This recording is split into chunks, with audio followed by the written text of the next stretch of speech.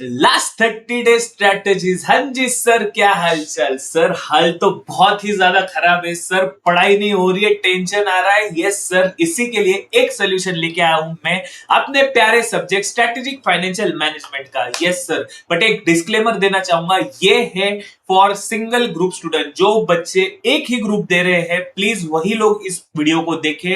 बाकी जो both group देने वाले हैं उनके लिए मैं सेम वीडियो लेके आने वाला हूं dedicatedly for the students who are appearing for both group. Same video आपको मिलने वाला है, तो प्लीज अगर आपका बोथ ग्रुप है तो उस वीडियो का इंतजार कीजिए। वो वीडियो में इसके बाद अपलोड करने वाला हूं। ये वीडियो सिर्फ और सिर्फ उन लोगों के लिए है जिनका है सिंगल ग्रुप। यस सर, तो जो सिंगल ग्रुप वाले स्टूडेंट्स है आप ये वीडियो को कंटिन्यू कर रहे हैं, ऐसे अज्यूमशन लेके मैं चल रहा हूं। ठीक है सर। सर देखो, अब भी ना अपने एग्जाम को बचे हैं 30 डेज। ठीक है, मे बी आप ये वीडियो 3-4 दिन बाद भी देखोगे तो भी ये वीडियो आपको टेंशन नहीं आएगा, सर ये 4 दिन पहले अपलोड किया था, आपने मिस कर दिया तो कैलकुलेशन में थोड़ी सी गलती हो गई। ठीक है, बट आपके पास अभी भी रफली 30 डेज के अराउंड टाइम बाकी है। तो एंड 30 डेज का टाइम है, प्लस आपके पास कितने सब्जेक्ट है? आपके पास है 4 सब्जेक्ट। इसका मतलब आपके पास है 7.5 डेज पर सब्जेक्ट। यस सर, सर इतना एक्यूरेट कैलकुलेशन। यस सर, अगर आपको एग्जाम क्रैक करनी है ना, फाइनल लेवल की एग्जाम क्रैक करनी है, तो आपको बहुत ही ज्यादा अच्छे से आपकी प्लानिंग को करनी पड़ती है। एंड ये प्लानिंग के लिए मैं आपके लिए बहुत सारे रिसोर्सेज लेके आया हूँ, पूरी प्लेलिस्ट लेके आया हूँ रिवीजन सीरीज की। वो रिवीजन सीरीज में अगर आपने सिर्फ रिवीजन के कंसेप्ट भी देखे, उसके साथ साथ रिवीजन किया ना, आई गारंटी यू कि आप हर एक क्वेश्चन जो है सॉल्व कर पाओगे। इसीलिए मैंने वो रिवीजन लेक्चर्स बहुत ही ज्यादा डिटेल में अपलोड किए हुए हैं एंड बाकी रिमेनिंग लेक्चर्स भी आपको ये वीक के अंदर देखने को मिलेंगे। तो ये इस प्लेलिस्ट को और इस चैनल को सब्सक्राइब करना मत भूलिएगा। तो 7.5 डेज, सो ये 7.5 डेज हमने एक सब्जेक्ट को 7.5 डेज देना चाहिए क्या सर? नहीं, ये सब्जेक्ट को आपको बांटना चाहिए 2 पार्ट में। मतलब ये 7.5 डेज में आपकी ऑन एन एवरेज एक 5 डेज प्लस 3 डेज के अराउंड एक 19-20 ऊपर नीचे चलेगा। कुछ सब्जेक्ट छोटा रहेगा, अच्छे से हुआ रहेगा, उसको एक दिन कम लगेगा, कुछ को ज्यादा लगेगा, बट ऑन एन एवरेज आपको 2 रिवीजन जो है हर सब्जेक्ट की ये लास्ट मंथ में करनी है। सर 2 रिवीजन कैसे पॉसिबल है? ये पॉसिबल है यही कैलकुलेशन के वजह से, यही चीज मैं आपको ये वीडियो में बताने वाला हूं। एंड आपको क्या करना है, देखो लास्ट मंथ है, आई अज्यूम कि अभी तक आपके क्लासेस हो गए रहेंगे, क्लासेस के साथ आपने पढ़ाई कर ली रहेगी एंड थोड़ा बहुत तो अच्छे से पढ़ ही लिया रहेगा। अगर एक बार भी आपने ठीक से पढ़ लिया है ना तो वेल एंड गुड। मैंने लास्ट 45 डेज स्ट्रेटेजी वीडियो डाला था, वहां पे मैंने सेम चीज एक्सप्लेन की थी। अब आपको लास्ट फॉर 30 डेज में क्या करना है ना, मैं आपको स्पेसिफिकली उसके बारे में बात करने जाता हूँ। ठीक है, देखो ये है ना एक जनरल प्लानर है। ठीक है, सो कभी कभी कुछ हो सकता है, कुछ बच्चे का कोई चैप्टर बहुत ज्यादा स्ट्रांग है, कुछ बच्चे का कुछ चैप्टर बहुत ज्यादा वीक है। सो मे बी उसको कुछ चैप्टर में यहाँ पे 5 आवर्स लिखे तो मे बी इसको म्यूचुअल फंड को सिर्फ 2 आवर्स लग सकते हैं एंड मे बी किसी को यहाँ पे 8 आवर्स लग सकते हैं। ये हो सकता है, इसीलिए मैंने स्पेसिफिकली यहाँ पे एक्चुअल आर्स का कॉलम दिया हुआ है। बट ये जो आर्स लिखे हैं मैंने यहाँ पे, ये है एक टेंटेटिव आर्स की, आपको ऑन एन एवरेज ये चैप्टर इतने आर्स के अराउंड खत्म करना है, with concept, with revision, with everything. ठीक है सर, सो ये प्लानर आपको बहुत ज्यादा हेल्प करने वाला है। वो बोलते हैं ना सर हमको समझ नहीं आ रहा है ये चैप्टर को ज्यादा टाइम लग रहा है या कम टाइम लग रहा है, कंफ्यूजन आ रहा है, क्या आपको कब कौन सा फर्स्ट चैप्टर करना है, कौन से सीक्वेंस में करना है, मैंने हर एक चीज यहाँ पे मेंशन की हुई है। सो ये चीज का अगर आप प्रिंट आउट ले लोगे ना, आपको बहुत ज्यादा फायदा हो जाएगा। एंड इसीलिए मैंने यहाँ पे सिमिलरली 5 डेज के बारे में भी बताया है एंड 3 डेज के बारे में भी बताया हुआ है। इन दोनों का आपका यूज क्या होगा? सर आपने यहाँ पे एस्टिमेटेड आवर्स देना भूल गए क्या?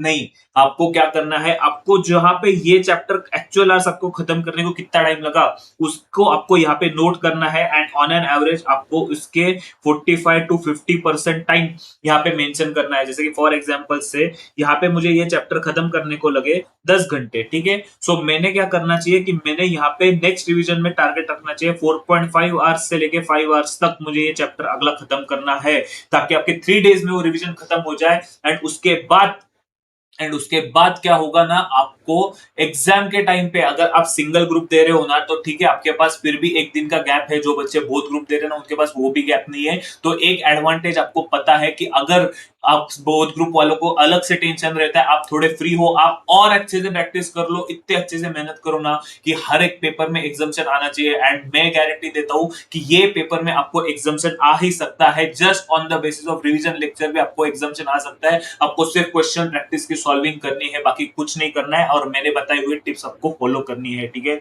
सो यही मैंने हर एक चीज यहाँ पे मेंशन की है, आपका सीक्वेंस क्या होना चाहिए, कैसे होना चाहिए, 5 डेज में अपने एस्टिमेटेडली ये चैप्टर कितने टाइम में खत्म करना है, आप इसको प्रिंट आउट लो एंड इसको फॉलो करो। आई एम गारंटी यू कि ये चीज आपको हेल्प करेगी ही करेगी। एंड एक और चीज है कि इसके बाद क्या करना है आपको, एक और चीज, ये रिवीजन लेक्चर होने के बाद आपको एक टेस्ट 100% देनी ही देनी है एंड वो टेस्ट को आपको खुद को इवेल्युएट करना ही करना है। एक टेस्ट पेपर देना है, कोई भी टेस्ट पेपर उठा लो, इंस्टीट्यूट के वेबसाइट पे टेस्ट पेपर है, वो टेस्ट पेपर उठा लो, कुछ भी करो, बट आपको एक टेस्ट लिखना है प्रॉपरली। मतलब जैसे कि हम देखते हैं कि 15 मिनट्स का रीडिंग टाइम एंड 3 आवर्स का राइटिंग टाइम, ये अकॉर्डिंग आपको पूरा का पूरा कैलकुलेशन के साथ पूरा आपको प्रॉपरली टेस्ट देनी है। जब आप टेस्ट दोगे ना तब आपको ऑटोमेटिकली कॉन्फिडेंस बढ़ेगा ही बढ़ेगा। एंड यहाँ पे भी आप जब क्वेश्चन कर रहे हो ना, यहाँ पे भी आपको दो चीजें का ध्यान रखनी है। स्पेसिफिकली आपने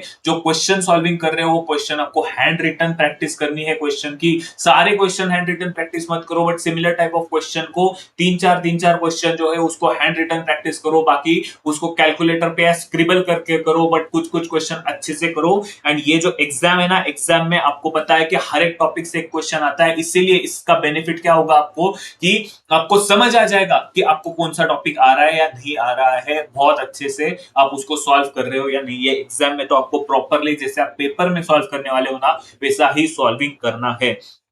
यस सर। सो मैंने इस अकेली शीट में आपका हर एक चीज मेंशन की हुई है, भले वो हो आपका व्हाट वी से फर्स्ट सेकंड रिवीजन, आपकी last 3 month sorry last 30 days में आपकी रिवीजन कैसी होनी चाहिए, किस चैप्टर को कितना टाइम लगना चाहिए, कौन से सीक्वेंस में हमने करना चाहिए। इसी के साथ साथ ना कि मैंने ये दिया है, मैंने एबीसी एनालिसिस भी दिया हुआ है। वो एबीसी एनालिसिस में मैंने प्रॉपरली मेंशन किया हुआ है, अगर आपने नहीं देखा रहेगा तो मैं अभी दिखा देता हूँ आपको।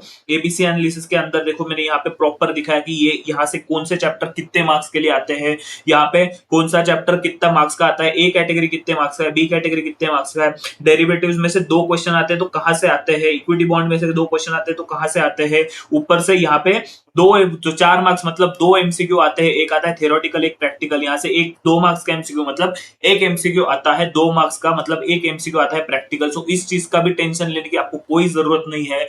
मैंने हर एक चीज जो आपको जून अटेम्प्ट के लिए रिलेवेंट है, मैंने हर एक चीज अपलोड की हुई है। सो अपने टेंशन नहीं लेना है, जितना ज्यादा टेंशन लोगे ना उतना ही काम जो है वो खराब होता है। टेंशन से कोई भी काम अच्छा नहीं होता है, मैं आपको रिपीट करके बोल रहा हूँ। शांति से बोलो, टेंशन नहीं लेने का मतलब ये नहीं है कि पूरा रिलैक्स होके बैठे नहीं कर रहे, ये करोगे वो करेंगे देख लेंगे, नहीं।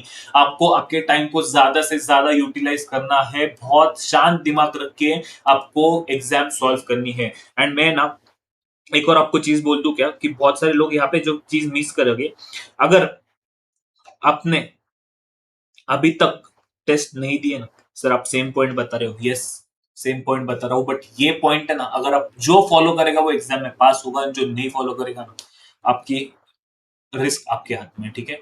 अगर जो बंदा एटलीस्ट 1 से 2 टेस्ट देगा ना, एक टेस्ट तो आपको मिनिमम देनी ही देनी है एंड उसका कोई भी अल्टरनेटिव नहीं है। फर्स्ट थिंग जो एक टेस्ट देगा, सेकेंड थिंग जो करेगा क्या करेगा, राइटिंग प्रैक्टिस करेगा ना, राइटिंग प्रैक्टिस, अगर ये दो का कॉम्बिनेशन जो बंदा करेगा ना, वो कभी भी फेल नहीं हो सकता, कभी भी फेल छोड़ो, वो एग्जामिशन के ऊपर ही जाएगा 60+, उसके लिए कुछ नहीं बचेगा। यार देखो यार, आपने क्या किया, आपने टेस्ट भी दिया, आपने राइटिंग प्रैक्टिस भी किया, इससे ज्यादा और क्या चाहिए एग्जाम में आपको करने के लिए। एंड इसके बाद आप सिंगल ग्रुप दे रहे हो, आपके पास 1.5 दिन का टाइम भी है रिवाइज करने के लिए। सो विदाउट एनी टेंशन आप 60 मार्क्स प्लस स्कोर पर पाओगे। 60 क्या, मैं तो ऑलवेज बोलता हूँ ये सब्जेक्ट आपको 80+ मार्क्स का हमेशा टारगेट करना ही करना है एट एनी कॉस्ट। एंड एक और बात आपको बता दूं, एक जेन्युइनली लास्ट टिप दे रहा हूं, बट बहुत ही ज्यादा बोनस टिप है। ये टिप एज अ ब्रदर मैं आपको दे रहा हूं, ठीक है। आपको, आप मुझे मेरा बड़ा भाई समझो या कुछ भी समझो, कि कभी कभी होता है ना कि एक आधा चैप्टर जो है आपका रह जाता है, ठीक है। सो आप फर्स्टली देखो कि वो चैप्टर बेसिकली क्या है। अगर ये वो ए कैटेगरी से चैप्टर है ना, तो प्लीज ट्राई करो मत छोड़ने का, ठीक है। या ऐसे हो सकता है कि ये चैप्टर में से कुछ पार्ट है ना, एक हाथ दूसरा टॉपिक है ना जो आपको डिफिकल्ट जाता है, बहुत ट्राई कर लिया आपने, आपको डिफिकल्ट जा रहा है, तो प्लीज उस पर फोकस मत करो, बाकी जो चीजें ना वो अच्छे से करो। एंड अगर आपने एक आधा चैप्टर भी छोड़ा रहेगा ना, जैसे कि फॉर एग्जाम्पल से कोई भी एक चैप्टर उठा लो, ये म्यूचुअल फंड छोड़ दो, ठीक है। सो ज्यादा से ज्यादा क्या होगा, 7 मार्क का क्वेश्चन आपका नहीं आएगा। मैं ऐसा बिल्कुल रिकमेंड नहीं करता कि आपने कोई चैप्टर छोड़ना चाहिए, कोई टॉपिक छोड़ना चाहिए, बट अगर आपके पास ऐसा है कि आपको समझ ही नहीं आ रहा है, ये एग्जाम्पल के लिए दे रहा हूं मैं, म्यूचुअल फंड बहुत ईजी चैप्टर है, मैं पहले ही बता रहा हूं, बट अगर बाय चांस आपका एक आधा चैप्टर रह भी जा रहा है ना, तो पेपर कितने मार्क्स का आता है आपको भी पता है, विथ ऑप्शंस आपको कितने मार्क्स का पेपर अटेंड करने को मिलता है, क्या मिलता है, ये सब चीज मैंने paper pattern and ABC analysis के वीडियो में बताया है। अगर सेम चीज मैं यहाँ बताने लगूंगा तो बहुत टाइम जाएगा। आप चाहिए तो वो 5-10 मिनट का वीडियो देख लो, 2 के स्पीड पे देख लो, जल्दी खत्म हो जाएगा, पर आपकी चीजें जो है क्लियर हो जाएगी, क्लिस्टर क्लियर हो जाएगी आपकी चीजें। इसके बाद आपको टेंशन लेने का कोई भी जरूरत नहीं रहेगी। एंड इसके बाद भी अगर कोई डाउट है ना आपको प्रिपरेशन में और इसमें, तो नीचे कमेंट करिएगा। और ये जो प्लानर वाला शीट है, एबीसी शीट, तो मैंने ऑलरेडी अपलोड किया है। किस पे अपलोड किया है? टेलीग्राम चैनल पे। ये प्लानर वाला शीट भी मैं आपको टेलीग्राम चैनल पे भेज दूंगा, आप वहां से डाउनलोड कर लेना, चाहिए तो प्रिंट आउट ले लेना। बट ये प्लानर आपको गेम चेंजर साबित हो जाएगा। एंड चाहिए तो एक बार है ना कमेंट कर दो नीचे कि I will clear in this attempt. उससे क्या होता है ना, आपकी है ना एक कमिटमेंट बन जाती है। क्या बन जाती है? कमिटमेंट बन जाती है कि you have to clear in this attempt, कि मैंने एक प्रॉमिस किया है, मैंने एक कमिटमेंट की है, अब मुझे वो कमिटमेंट फुलफिल करनी ही है। सो वो कमिटमेंट ऑटोमेटिकली आपको हेल्प करता है एग्जाम पास करने में, आपका माइंडसेट जो है वो चेंज हो जाता है। सो प्लीज नीचे कमेंट करिएगा कि I will clear in this attempt. मैं आपके लिए ऐसे ही वीडियोस लेके आता रहूंगा। तब तक के लिए please keep studying hard, please time waste मत कीजिएगा, जो भी है अच्छे से टाइम यूटिलाइज करिएगा। आप इस एग्जाम में श्योर शॉर्ट क्लियर हो जाओगे, ठीक है। So this was this much for this video. Thank you so much for watching. Thank over and out.